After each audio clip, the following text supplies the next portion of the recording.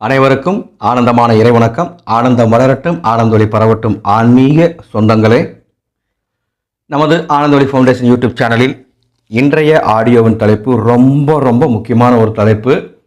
கட்டாயம் ஒரு ஒரு உரிமையோடு சொல்கிறேன். இதை கேட்குறவங்க அனைத்து பேரும் எல்லாருக்கும் கூட எத்தனை பேருக்கு முடியுமோ அத்தனை பேருக்கு இந்த வீடியோவை ஷேர் பண்ணுங்கள்.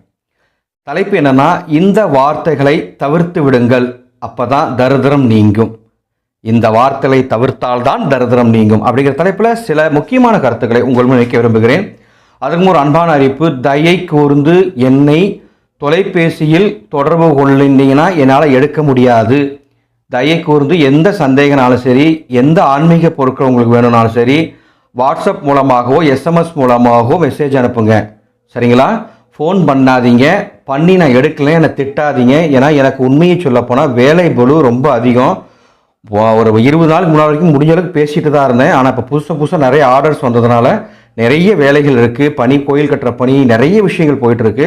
அதனால் என்னிடம் ஏதேனும் கருத்துக்கள் கேட்க விரும்பினா வாட்ஸ்அப்பில் வாய்ஸ் மெசேஜ் பண்ணுங்கள், அல்லது டைப் பண்ணி பண்ணுங்கள், அல்லது எஸ்எம்எஸ் அனுப்புங்க, அல்லது என்னுடைய மெயில் அட்ரஸ் பாருங்கள், டிஸ்கிரிப்ஷனில் கொடுத்துருக்கேன். அந்த மெயிலில் கூட நீங்கள் மெயில் பண்ணுங்கள். ஃபோன் பண்ணி நான் எடுக்கலனா என்னை யாரும் தவறாக நினைக்கக்கூடாது. எனக்கும் வேலை இருக்கும், நீங்கள் புரிஞ்சுக்கணும். என்னுடைய வாட்ஸ்அப் நம்பர் டிஸ்பிளேயில் கொடுத்துருக்கேன், அதில் நீங்கள் பண்ணுங்கள். என் மெயில் ஐடியும் கொடுத்துருக்கேன், அதில் கூட நீங்கள் பண்ணுங்கள். ரைட். அன்பு சொந்தங்களே, இந்த வார்த்தைகளை தவிர்த்து விடுங்கள் அப்படிங்கிறது சில வார்த்தைகள் நான் சொல்கிறேன். கொஞ்சம் நீங்கள் ஒரு பேப்பரில் குறிச்சிக்கிட்டாலும் சரி, அல்லது மனசில் வச்சுக்கிட்டாலும் சரி.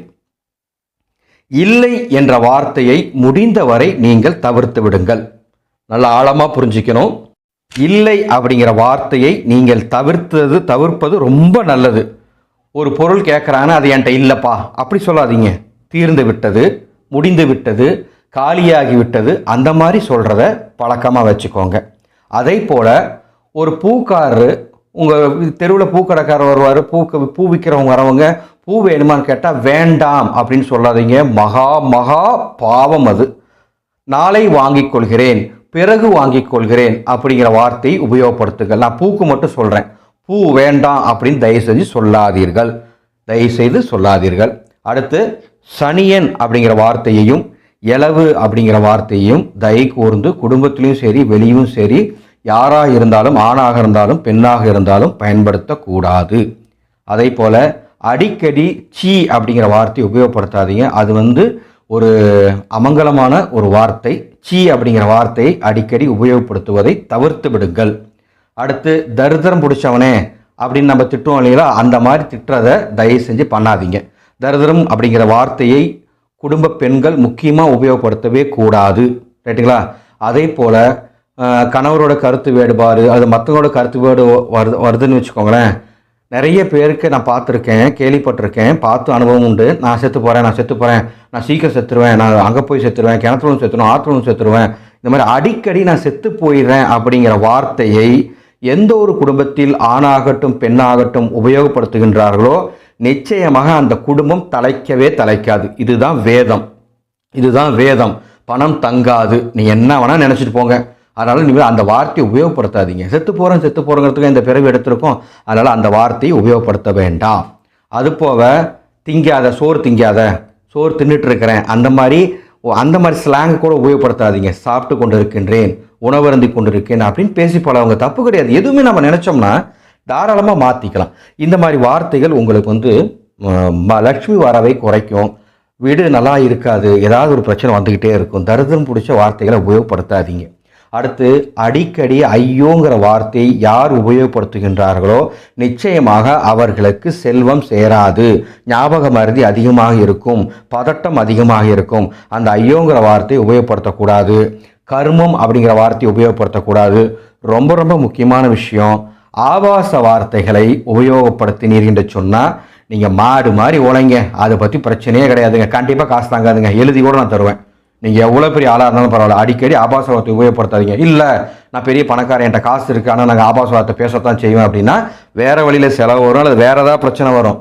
பதவியிலையோ அல்லது புகழ்லையோ அல்லது குடும்பத்துக்குள்ளேயோ வேறு ஏதாவது பிரச்சனை வரும். ஆபாச வார்த்தை எந்த இடத்துல இருக்கோ அந்த இடத்துல லட்சுமி தேவி இருக்க மாட்டா. குறிப்பு, கணவன் மனைவியை ஆபாச வார்த்தை திட்டாதீங்க, மனைவியும் கணவனை ஆபாச வார்த்தை திட்டாதீங்க. அப்படியும் ஒரு சிலர் இருக்காங்க. அந்த மாதிரி ஆபாச வார்த்தையை உபயோகப்படுத்தாதீங்க. அப்புறம் போய் தொலை அப்படிங்கிற வார்த்தையை உபயோகப்படுத்தாதீங்க. போகிறேன் அப்படிங்கிற வார்த்தையை உபயோகப்படுத்தாதீங்க. தொலைஞ்சு போச்சு அப்படிங்கிற வார்த்தையை உபயோகப்படுத்தாதீங்க. செத்து தொலை அப்படிங்கிற வார்த்தையை உபயோகப்படுத்தாதீங்க. தயை கூர்ந்து இதெல்லாம் கொஞ்சம் கவனமாக பார்த்துக்கோங்க. ரொம்ப இறுதியாக ஒரு வார்த்தை என்னென்னா, ஒரு நல்ல காரியத்துக்கு போகும்போது போயிட்டு வரேன்னு சொல்லிட்டு போங்க. ஒரு கெட்ட காரியத்துக்கு போகும்போது கிளம்புறேன் அப்படின்னு தான் சொல்லணும்.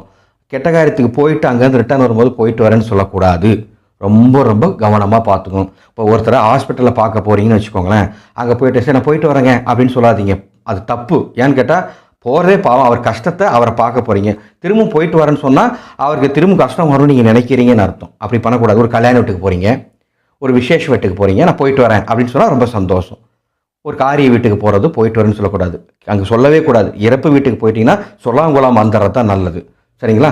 ஒரு குழந்தைய பார்க்க போகிறீங்க, போயிட்டு வரேன்னு சொல்லக்கூடாது. போகிறேன் அப்படின்னு கூட சொல்லக்கூடாது. கிளம்புறேன் அப்படி, வேலை இருக்குது நான் கிளம்புறேன் அப்படின்னு சொல்லுங்கள். ஏன்னா தீட்டு வீடு இல்லையாது, அது தீட்டு வீடுங்கிறதுனால அந்த வார்த்தையை சொல்லு.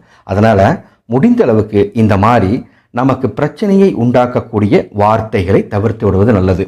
அன்பு சொந்தங்களே, நமது சேனலின் நோக்கம், இந்த சேனலை பார்த்துட்டு இருக்க அனைத்து சொந்தங்களும், இந்த சப்ஸ்கிரைபர்கள் அனைவரும், பார்த்துட்டு இருக்க அனைவரும் எந்த பிரச்சனையும் இல்லாமல் வாழணுங்கிறதுக்காக நிறைய விஷயங்களை தேடி தேடி கண்டுபிடிச்சி சொல்லிட்டு இருக்கிறோம். அந்த வகையில் இந்த விஷயம் உங்களுக்கு நீங்கள் ஒரு மாதம் இந்த வார்த்தைகள்லாம் தவிர்த்து பாருங்கள். உங்களுக்குள்ளேயே ஒரு தன்னம்பிக்கை இருக்கும், உங்களுக்குள்ளேயே ஒரு மலர்ச்சி இருக்கும். இந்த நல்ல விஷயத்த உங்கள் உடன் பிறந்த சகோதர சகோதரிகள், நண்பர்கள், சொந்தக்காரங்க, அங்கும் பங்காளி எல்லாருக்கும் சொல்லுங்கள். எவ்வளோ விஷயத்தை ஷேர் பண்ணுறோம். அந்த படம் நல்லா இருக்குது, அந்த ஹோட்டல் நல்லா இருக்குங்கிற எவ்வளோ விஷயத்தை நம்ம ஷேர் பண்ணிக்கிறோம் இல்லையா?